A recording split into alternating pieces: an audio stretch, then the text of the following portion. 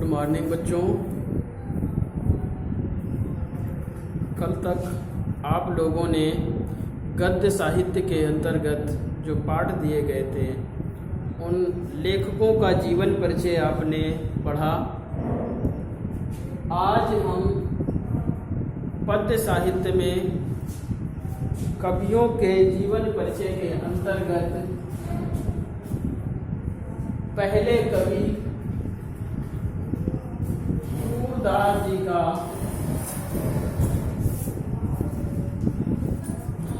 सूरदास जी का जीवन परिचय पढ़ेंगे।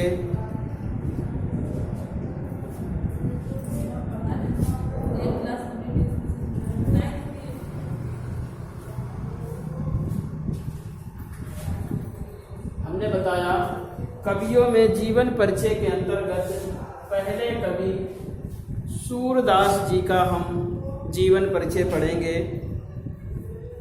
जिस प्रकार गद्य में लेखकों का जीवन परिचय था वैसे ही पद्य में कवियों का जीवन परिचय है। इसमें भी सर्वप्रथम हम संक्षिप्त परिचय देंगे, फिर उसके बाद जीवन परिचय, साहित्यिक परिचय, रचनाएं और भाषा शैली का विस्तृत वर्णन करेंगे।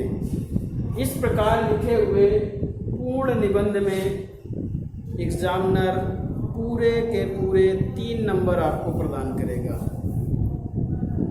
ठीक है बच्चों, तो संक्षिप्त परिचय पर बात की जाए सूरदास जी के, तो सूरदास जी का जन्म सन 1478 ईस्वी में हुआ था।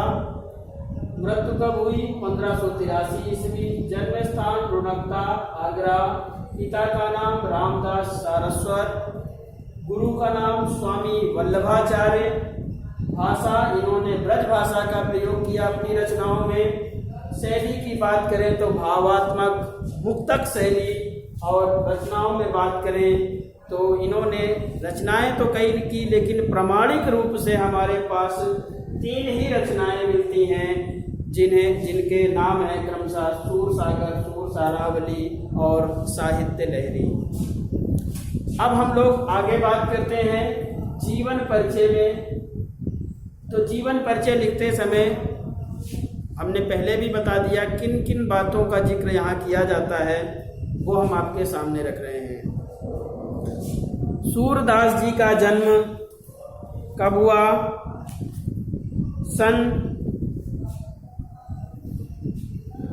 1478 ईस्वी में आगरा मथुरा मार्ग पर स्थित रुणकता नामक ग्राम में हुआ था। इनके जन्म को लेकर विद्वानों में मतभेद है। कुछ विद्वान इनका जन्म दिल्ली के निकट सीही नामक ग्राम को भी मानते हैं। दिल्ली के निकट सीही नामक ग्राम को मानते हैं, लेकिन ज़्यादातर विद्वानों ने रुणकता को ही प्रमाणिक रूप से माना है, इसलिए हम इसे ही लिखेंगे।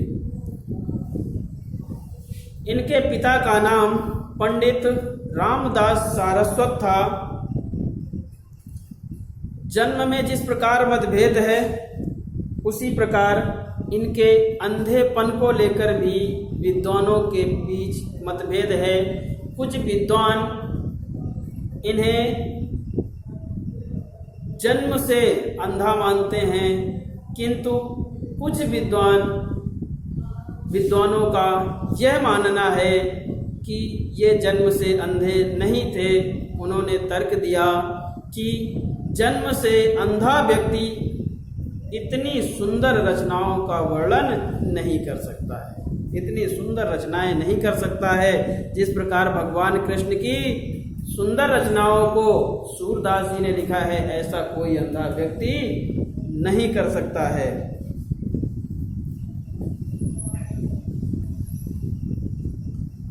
आगे सूरदास जी प्रारंभ में गौ घाट पर रहकर कृष्ण के विनय के पद गाया करते थे। वहीं पर एक बार स्वामी वल्लभाचार्य गौ घाट पर पधारे। वहीं पर पहली बार सूरदास जी की मुलाकात वल्लभाचार्य जी से हुई। वल्लभाचार्य जी ने इनके विनय के पद सुने तो वह मंत्रमुग्ध हो गए और उन्होंने सूरदास जी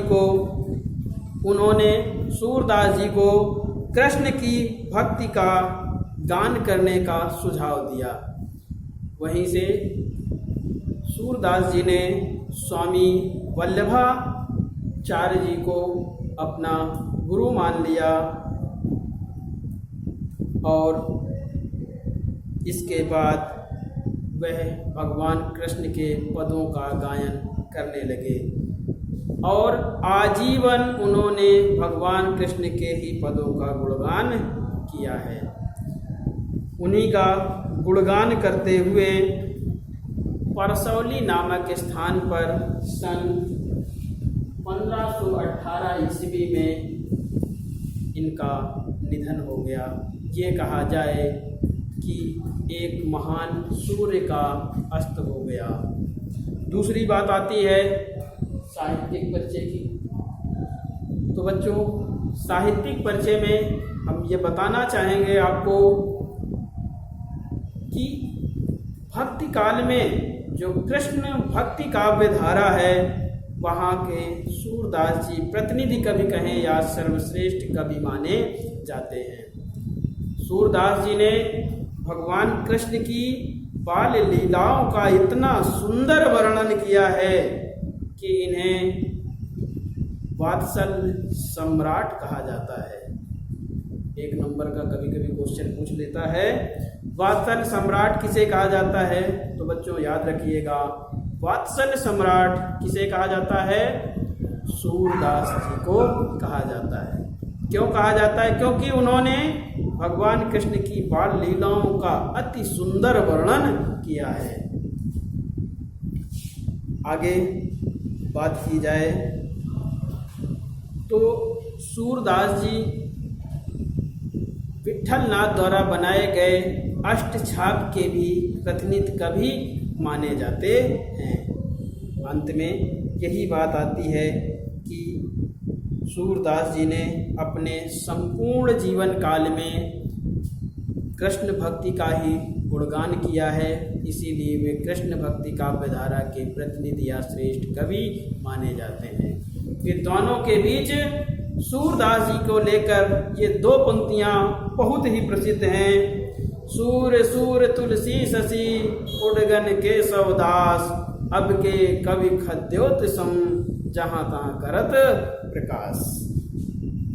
अब आए बेटा रचनाओं पर बात की जाए तो सूरदास जी ने, विद्वानों का मानना है कि सूरदास जी ने भगवान कृष्ण की भक्ति में कई रचनाएं पद लिखे, कई रचनाएं लिखी, लेकिन उनकी 3 प्रामाणिक रचनाएं ही मानी जाती हैं,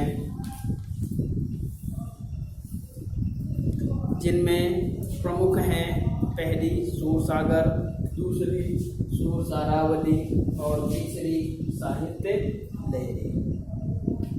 नंबर 4 भाषा शैली।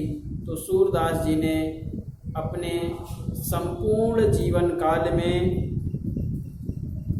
जितनी भी रचनाएं की हैं उन सभी रचनाओं में ब्रज भाषा का ही प्रयोग किया है तथा भावात्मक मुक्तक शैली का प्रयोग किया है। इतनी बातें बेटा सूरदास जी के जीवन परिचय में आपको लिख देनी है। अब इसी क्रम में बेटा हमने पिछले टर्म में ही बता दिया था, मंडे से आपकी किताब भी पढ़ाई जाएगी, पाठों का भी अध्ययन किया जाएगा। इसलिए सभी बच्चों के पास अपनी बुक होनी चाहिए। हम जैसे जैसे पढ़ाते जाएंगे वीडियो देखकर सामने बुक रख करके उसे पढ़ने का प्रयास करिएगा। ठीक है बेटा, आज की क्लास यहीं तक रहती है। मंडे को सभी लोगों के पास किताब अवश्य होनी चाहिए। धन्यवाद बेटा।